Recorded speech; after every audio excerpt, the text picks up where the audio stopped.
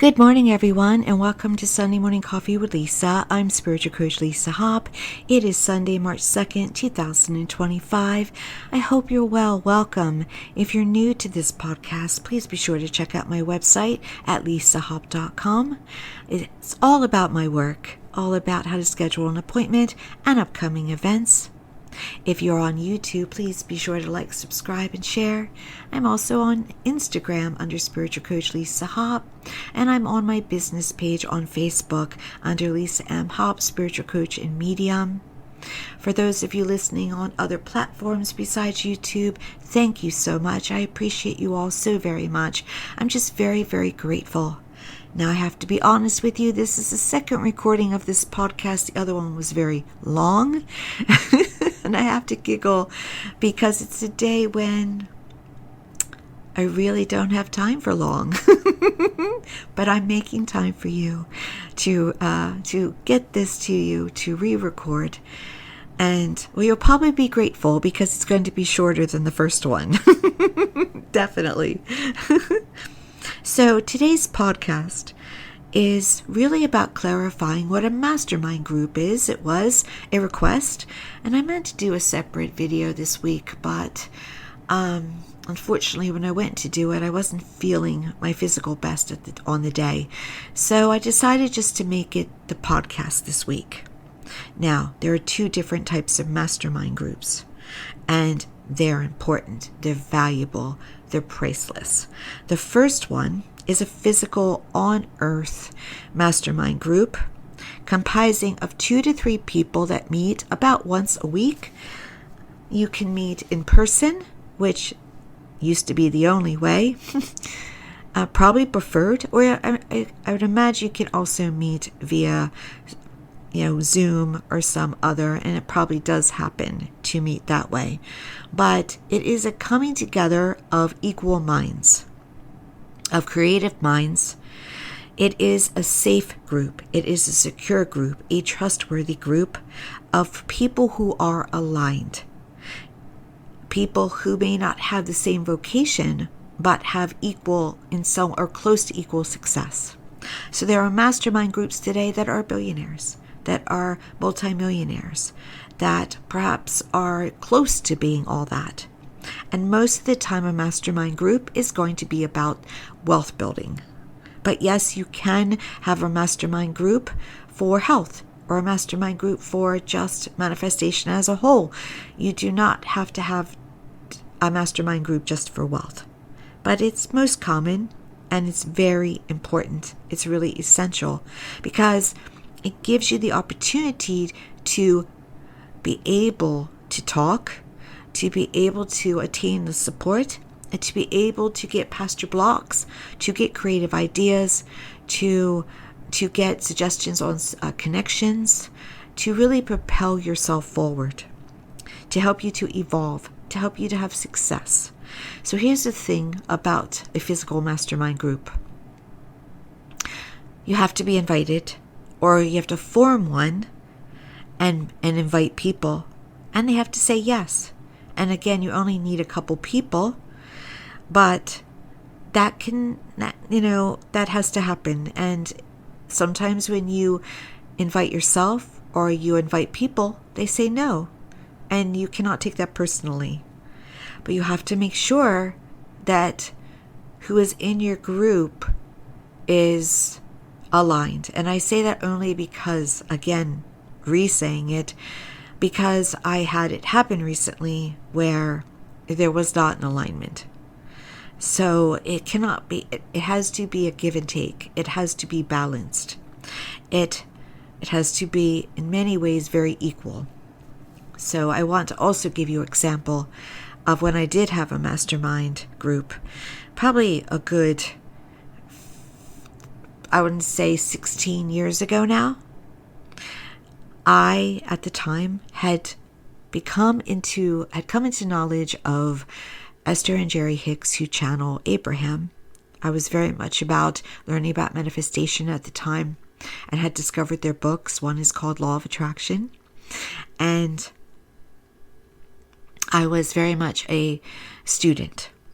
And there was an opportunity to see Esther Cherry Abraham, which is the group she channels about the law of attraction. There was an opportunity to see her do that in person. A day-long workshop, which was wonderful. So I signed up by myself to go to this workshop. But before I went, I kept visualizing and feeling that I would have the opportunity to meet them. I decided to stay the night before, even though it was more locally to Philadelphia. I decided to stay the night before in the hotel so that I would have no stress about parking or anything. I would just be there and walk to the workshop.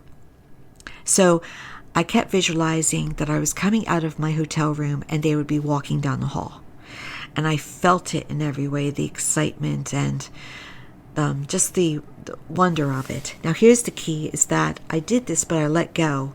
I didn't really have the expectation it would happen. I just was kind of, I guess, in my own way, having fun with it.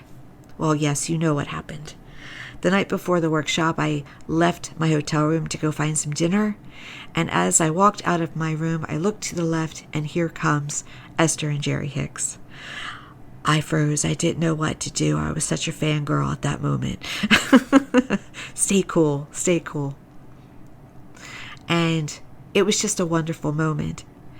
Esther was very warm and kind. It was a little bit awkward because we had to share eventually an elevator together. Do we have to? No. I probably should have backed up. I didn't know what to do. But she wanted to know why we were meeting. She was asking me questions. She wanted to know how she manifested that moment with me. Isn't that amazing? So here's how it led to a mastermind. The next day I am sitting in my seat, found my seat, and a wonderful lady by herself asked if she could sit next to me. And we struck up a conversation, and I told her about that encounter. And it still makes me smile today. She said, "Do you know how lucky and blessed you are?" Yes, I do. She just thought that was the most amazing thing. So we continued to talk. There was lunch, all of that. We had the opportunity. And by the end of the day, we had decided to start our own mastermind group, our own study group. And we met once a week.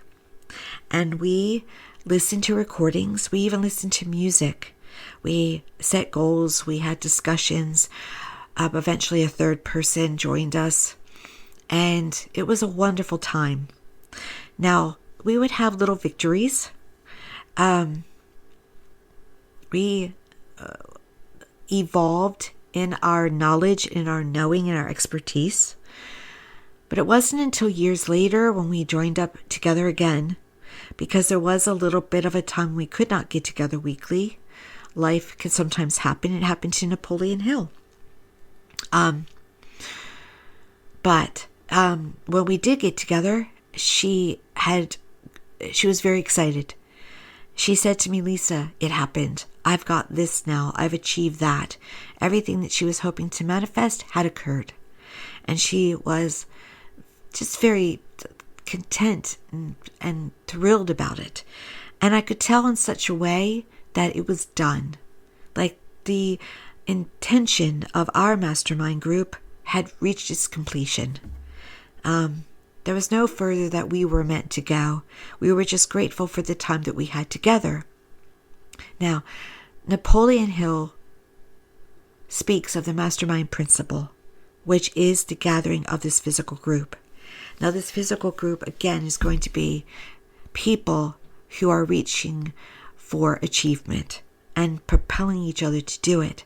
But there's another type of mastermind group that I actually currently prefer, and I think he might have as well, perhaps. And that is the imaginary mastermind group. And that imaginary mastermind group is in your mind. And the mastermind group is a culmination of you can blend. You can blend those who are in heaven and those who are on earth. Now all of them have to say yes. And yes, we are connected as one to each other. So if you invite people to join you on earth, they have to say yes with their consciousness. But here's the wonderful thing about the mastermind, is that those who come to you, this particular mastermind, those who come to you in this way they're coming to you out of service. They're coming to you not because they're aligned with you, because they want to help you in your achievements. So, most of my imaginary mastermind group are past. And they're successful. They're masters. They're who you would want to go to for advice, for answers. But one's on earth. One is not aligned with me on earth in the way of achievement, but yet hosts my mastermind group. How do I know they are hosting? Because they happen to be one of those people that has posted pictures of where they live. I don't know if I'm making up my own words again. And after we met recently again, because they've been there before, years ago in my imaginary mastermind, we met again. I wanted to know, where are we? Because I've met before in a public location. This was a private location. Where are we? So thanks to the wonders of Google, internet, I went, oh, that is where we are. We're meeting at their location. And recently, it was a long conference table. They invited me to sit at one head, they sat at the other, and then who else I requested to be there came and joined us around it. Now you can ask for anyone, but you should ask for the best. You should ask for the teachers. So if you want to learn about wealth, you're going to invite the wealthy successful.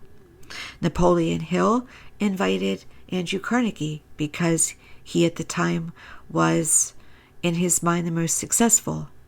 He also invited Abraham Lincoln for the attributes he felt Abraham Lincoln had. He also invited Napoleon Bonaparte because he was able to inspire his troops. So he wanted to know about inspiration from him. Napoleon Hill had 9 people starting in his imaginary mastermind group. He eventually went up to 50. That blows my mind because I don't know if I could come up with 50. I don't know if I could come up with 9. But he had Aristotle. He had Jesus. I think he even had Socrates, Plato. He brought together the philosophers, the successful, the spiritual, and they came. And how did he know? Because he doubted. He wondered if it was of his own mind. How he knew it was not fully of his own mind is that Abraham Lincoln was always late and Napoleon Bonaparte was always the last to leave. And he would not have made that up. For me personally, in my mastermind group, there is a teacher that showed up. On the first couple of meetings, showed up smoking. He sat there smoking, and I did not know him to be a smoker. I had to look it up, and what the internet would say about that is that it was something he tried but did not like, so he did not keep it. Well, at whatever point he wants to join my mastermind group, he was doing it, because I would not have added that to him. It's not something I prefer to add. It's not a preference. So I would not have made that up. So it tells you, these things tell you it's real. And you have to let go, and you have to have questions ready. And these questions are all about, larger questions about evolving you. For instance, once I asked one of my mastermind, what's the big idea for me? And the answer was bluntly, you're not ready for the big idea. But recently I asked them again, and I said, am I closer to being ready for the big idea? And I got a more affirmative answer, a little bit more detailed that I'm not sharing than just yes or no. But I went back to the same person, where am I? But I also invited people that would help me with my career. I invited healers. I invited manifestors. I invited people who would make me better at what I do to help people, aside from healers. I didn't invite any presidents. but it doesn't mean I won't. Because you can change up your mastermind group. Now, mastermind meeting, this way at least, and probably altogether, is a shorter meeting. I only meet for like 10 or 15 minutes. I had a bit of an emergency meeting the other night. It was only maybe a few minutes. It was less than 5. Napoleon Hill met with his group nightly. But he did take a 6-month break because he just felt his imagination was getting away from him a bit. He started to wonder if he was doing it too much, so he took a break. But then he went back to it when, in a very lucid moment, he doesn't know if he was asleep or awake, Abraham Lincoln came to him and told him that he was going to be needed, that he was about to be called into service, so that he had to start it again. And he honored that request, and he started it again. So that is the dreams that are real, that you know are real even though you think you're dreaming. But for him, he said he didn't know if he was asleep or awake. He just knew it was real. It was lucid. And so there's pricelessness, value in this. And it raises your vibration. And also, it's trustworthy. It has to be trustworthy on earth. It has to be trustworthy when you're doing it imaginary. It is, honestly. But in this case, you would trust yourself more. And you have to act. It's good to act on what you hear. Baby steps are fine. If they tell you what to do, don't waste their time. Do it. Because they're coming together. They're choosing to come together to spend consciousness time with you, to help you evolve, to really serve you and to serve each other. And they're joyful in it. They're so joyful in doing it. There was a recent person. She was a teacher on earth. I never got to meet her, and I regretted it. I wanted to take a class with her, but she passed away before I got it done. And so I was very shy about asking her to join because we didn't get to meet each other. She had the biggest smile on her face. She was so honored and grateful that I asked for her. It brought me to tears that she was so honored and grateful. And she was one that I asked a question and she couldn't answer it, but others could. And she just said it. I don't have that answer. It's not my expertise. And that was fine. I went around the room, and that's what you do. You go around the room and you ask, what questions you have to each person. And I imagine in their own way they can still learn from each other. But the next day I still saw that brilliant smile from her. It stayed with me. And we have a connection now. I have a connection with all of these people and spiritual masters, if I've invited them, in a way I didn't have before I brought together this group.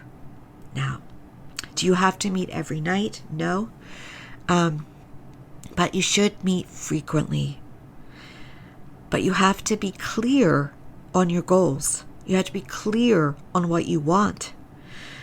Again, you don't just show up and go talk to me. It is a give and a take. You get together with them. This is what I want to attain. How do I do it?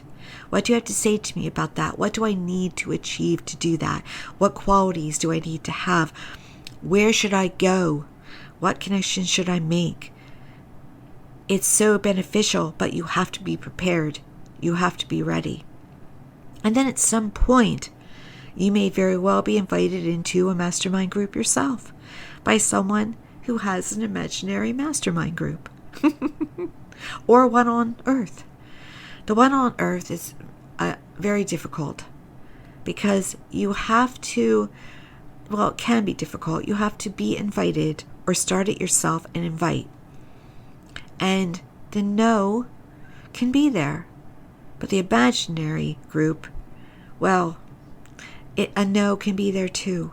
But again, the need for alignment is missing. It's about service, them serving you, having that faith in you and that trust in you that you're going to do something with this that is beneficial for all. They're serving. selflessly. And that's what blows my mind, is that the man, all right, I gave you it's a man, the one on earth that would not meet with me as an equal mastermind, gives his consciousness to me to serve me, that has that unselfishness, that quality within him to do that.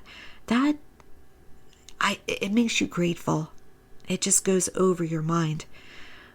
And because this is my second recording, I don't know if I said this to you, but I know that because we have connected through Mastermind, we are connected.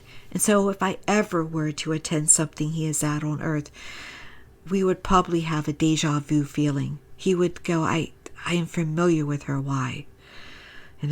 Because a conscious mind doesn't always know what the subconscious mind knows, what your soul knows, what your spirit knows. And there's a part of his soul that helps the living aside from his everyday life. And isn't that amazing that we can help each other that way? So who would your mastermind group be? Who would you ask for? Yes, be humble. Yeah, you can be a little bit shy, but don't let it stop you, because you are worthy. You are worthy of conjuring this group together. The first group I did was in a public location, and I had decided to have Eleanor Roosevelt, that I did not know much about. I just felt she was a strong, accomplished woman, but not knowing all her accomplishments. And that first meeting place was at the United Nations. I have never been to United Nations. I did not know what it looked like inside. My gut told me, though, I think I'm there. And I remember telling a good friend, I think I was at the United Nations, but don't know why I feel that way. Well, let's check it out, thanks to the wonders of Google. What do you know? She was a first ambassador to United Nations, and she led that meeting. So that further validated that the experience that was supposed to be of my own mind and my own imagination was valid. And what I heard that day was for me. It was real. So there will be, again, there's little hints of it's not me making it up. If you feel you're making it up, stop the meeting. If you feel you're not ready, if you feel that you're distracted, stop the meeting. It is a focus, a discipline, a consciousness, a value that's beyond words. And the wonderful thing is, it's all yours. Don't talk about it. Do not talk about it. Just move forward from what you learn from it, from how you are helped, because you don't want anyone getting in your way that's on earth. You don't want any negativity, any naysayers, anyone that would cause you to doubt. It is always best to work on your plans silently. So that is the clarification of what Mastermind is. It's called the Mastermind Principle. Mastermind groups have been happening probably for generations. But yes, if you're a railroad titan in a day, you got together with your mastermind group. If you're a millionaire, you're getting together. If you're a billionaire, you're getting together. You are propelling yourself in order to have your best possible life and to also be able to serve others in your best possible way as well. Try it out, because it is a priceless tool, just as any principle of success is a priceless tool. We are at a time when we are understanding that we are all in control of ourselves.